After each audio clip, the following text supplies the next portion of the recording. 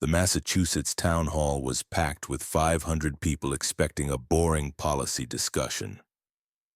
Nobody knew they were about to witness the most savage political debate ever recorded one day before Charlie Kirk died. What started as Elizabeth Warren's safe space was about to become an absolute political war zone.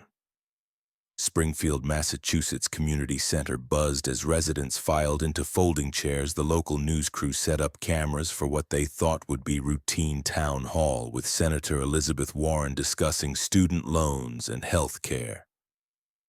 Charlie Kirk pulled up checking his phone. He'd been invited last minute as surprise debate partner. The audience didn't know yet. Warren's team kept it secret, worried about attendance if conservatives showed up. Charlie had no idea Warren's staff planned this as a complete setup, but they never expected he'd been preparing for exactly this kind of ambush his whole career. Charlie walked through back entrance past suspicious campaign volunteers. He wore his navy blazer, ready for whatever came next. A nervous staffer approached Mr. Kirk. "Please wait backstage until Senator Warren finishes opening remarks." Charlie nodded. "Where should I wait?" "Down this hall." She pointed toward small room marked "Speakers Only." As they walked, Charlie heard Warren's voice from main hall, warming up crowd with populist talking points about fighting corporations and helping working families. What Charlie discovered about how Warren really operated would expose the dirty games career politicians play to control narratives. Charlie reached the backstage area when he noticed Warren pacing near curtain entrance, talking rapidly on her phone. "We need friendly questions only," she was saying. "Keep it focused on student debt. Avoid economy talk at all costs." "This Kirk kid knows his numbers." Charlie stayed quiet, listening. "If he starts gaining ground, cut his time short. Claim we're running over." Warren continued, then hung up. Charlie stepped forward. "Senator Warren." Warren spun around, face shifting from confident to alarmed. "Oh, you're here early." Warren's reaction to being caught would reveal whether she was just another politician or actually willing to have an honest debate. "Interesting strategy," Charlie said, "avoiding the economy, since that's where your policies fall apart." Warren studied him for a long moment, then something unexpected happened. She laughed. "You know what, Kirk? Forget the games. Really." Warren stepped closer. "I've seen your campus debates. You're not stupid, just wrong about everything, so let's do this properly. No scripts, no safety nets." Charlie raised eyebrows. "You sure about that?" Senator Warren's competitive fire showed absolutely equal time, no moderator interference, just you, me, and the issues. "Now you're talking." Charlie extended his hand. When they walked onto that stage together, the audience would realize they were about to witness the political fight of the decade. Warren shook his hand firmly. "Don't expect me to go easy on you because you're young." Charlie grinned. "Don't expect me to go easy because you're a senator." They walked toward stage entrance together. Warren straightened her jacket while Charlie checked his notes one last time. The crowd noise was growing louder as people sensed something different was happening. Warren paused at curtain, ready for this Kirk-born ready senator. The moderator's voice boomed.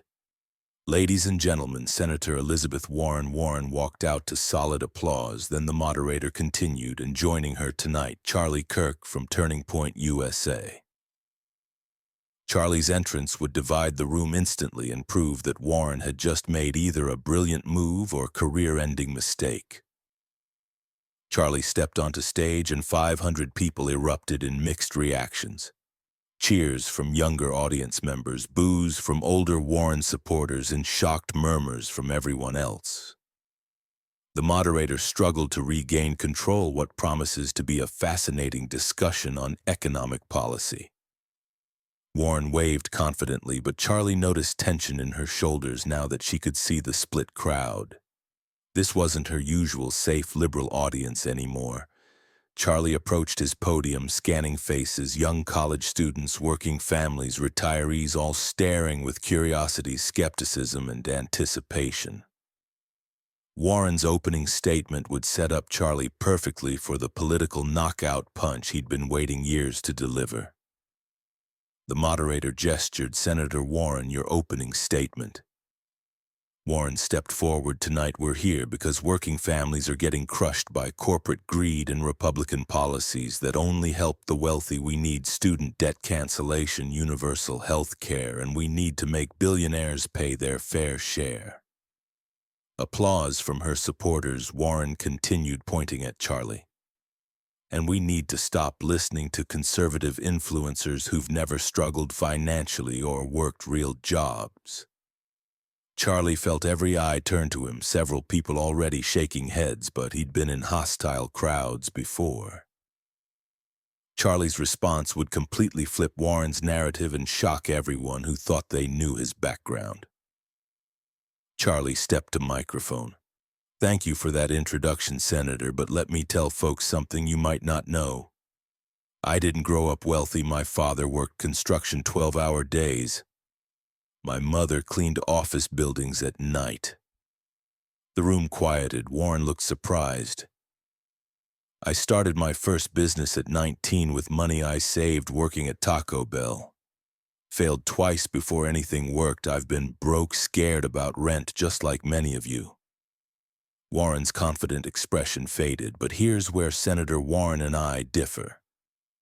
She wants government to solve your problems. I want to give you tools to solve them yourself, because that's what built America. The statistic Charlie dropped next would expose the biggest lie in Warren's entire economic platform. Charlie continued. "Senator Warren talks about billionaires not paying their share, but here's what she won't tell you. The top 10% already pay 70% of all federal taxes." Warren interrupted. "That's misleading, Charlie." "Is it misleading that Amazon paid 0 federal taxes while middle-class families got hit with higher rates?" Charlie shot back. "Why aren't you going after corporate loopholes instead of punishing working people?" The audience murmured. Warren looked irritated. "Your wealth tax hits families making $80,000 a year, while billion-dollar corporations use offshore accounts to avoid taxes entirely." Warren stepped forward. "That's not how my plan works." Warren's attempt to attack Charlie personally was about to backfire in the most spectacular way possible. Warren's voice rose. "Charlie, you can throw statistics around, but you don't understand real struggle. You've made millions from your organization." Charlie waited calmly. "Senator, I built a business that employs people and fights for student rights. You made millions giving speeches to Wall Street banks." The crowd went quiet. "And correct me if I'm wrong, didn't you claim Native American heritage for career advancement while actual minorities faced real discrimination?" Warren's face went pale. Several audience members shifted uncomfortably. "The DNA test showed that was misleading at best." Charlie continued, "But you used it anyway." A real voter was about to ask the question that would destroy Warren's minimum wage argument completely. The moderator quickly jumped in. "Let's take audience questions." "Yes, ma'am." A woman in flannel shirt stood. "I own a small restaurant, employ 8 people. If minimum wage goes to $15, I'll have to fire 3 workers. How does that help anyone?" Warren responded, "Those remaining jobs will pay living wages." "But what about the 3 people who lose jobs entirely?" The woman pressed. "They'll have 0 wages." Warren looked flustered. "There would be retraining programs." Charlie asked for microphone. "Ma'am, what kind of restaurant, family diner, been serving this community 20 years?" Charlie's solution would demonstrate exactly why conservative economics works while liberal policies destroy opportunity. Charlie nodded. "And if costs double overnight, what are your options?" "Go out of business or cut staff," she said sadly. "No other choice." Charlie turned to Warren. Senator, your policy forces this woman to destroy jobs. Mine lets her employees gain experience, move up, start their own businesses. Warren tried interrupting, but Charlie continued. That's exactly what happened here. 3 of her former employees now own successful restaurants in town. The woman nodded. That's right, and they're creating jobs too. Charlie looked at Warren. Government interference destroys opportunity. Free markets create it. Warren jumped back in. You're oversimplifying complex economics. No, Senator. Charlie's voice was firm. You're overcomplicating simple problems. When government steps back, people succeed. When it interferes, they suffer. Warren was about to make one desperate final attack that would prove to everyone why her policies fail. Real Americans. Warren stepped forward. Charlie, you talk about free markets, but what about healthcare costs? What about student debt? These are real crises. Absolutely. Senator. Charlie responded. And what caused healthcare costs to explode? Government regulations preventing competition across state lines. Warren looked frustrated. And student debt. Government-backed loans removed market pressure on colleges. Charlie continued. When government guarantees payment, schools can charge whatever they want. Warren tried a different angle, but people are suffering right now. They are. Charlie agreed, which is why we need to stop making the problem worse with policies that sound compassionate but create more suffering. The room was completely engaged now. Both sides listening intently to an actual policy debate instead of typical political theater. Warren was about to reveal something about her own voting record that would shock everyone and prove Charlie's point better than any argument he could make. Warren was about to make an admission that would completely undermine everything she'd been saying about fighting for working people. Warren stepped back from her microphone, clearly frustrated. Charlie, you want to talk about voting records? Fine, let's talk about yours. Actually, Senator. Charlie interrupted. Let's talk about yours. Didn't you vote to confirm Jerome Powell as Fed chairman? The same guy who kept interest rates low for Wall Street while inflation crushed working families. Warren's face went red. That's taken out of context. Is it out of context that you voted for the USMCA trade deal after spending years criticizing NAFTA? Charlie continued. Or that you supported the defense, spending increases you now claim are wasteful? The audience was paying close attention now. Even Warren supporters looked uncomfortable. Warren tried to recover. Those were complex decisions with multiple considerations. Charlie nodded. Exactly. Senator, complex decisions that somehow always ended up helping the establishment you claim to fight. What Warren said next would accidentally prove that she was exactly the kind of politician she pretended to oppose. Warren's voice. Rose, you don't understand how Washington works. Charlie, sometimes you have to compromise to get things done. Charlie smiled. There it is, folks, the real Elizabeth Warren. When push comes to shove, she compromises with the very system she claims to be fighting. Warren looked rattled. That's not what I meant. But it's what you said. Charlie turned to the audience. Senator, Warren just admitted that when it matters, she cuts deals with the establishment while telling you she's on your side. A man in the back called out, he's got a point. Elizabeth Warren was clearly losing control of her own crowd. A veteran in the audience was about to ask Warren a question that would expose her biggest hypocrisy. The moderator pointed to an older man in military jacket. Yes, sir. I'm a Vietnam veteran. The man stood slowly. Senator Warren, you talk about helping veterans, but didn't you vote against the VA Accountability Act that would have fired corrupt administrators? Warren shifted uncomfortably. That bill had problems with due process. Charlie asked for the microphone. Sir, what was your experience with VA corruption? They denied my disability claim for 15 years, the veteran said. Finally got it approved when new management came in after the accountability reforms. Warren looked defensive. Veterans deserve better, but we can't just fire people without proper procedures. Charlie spoke directly to the veteran. Sir, under Senator Warren's approach, those corrupt administrators would still have jobs, and you'd still be waiting for your benefits. Warren was about to attack Charlie's age and experience, but it would backfire in the most spectacular way. Warren tried to regain momentum. Charlie, you're what, 29 years old? You've never served in government, never had to make these tough decisions. Charlie nodded. You're right, Senator. I've never voted to bail out banks like you did. I've never taken hundreds of thousands from Wall Street for speeches like you did. Warren's eyes flashed. That's completely different, is it? Charlie continued.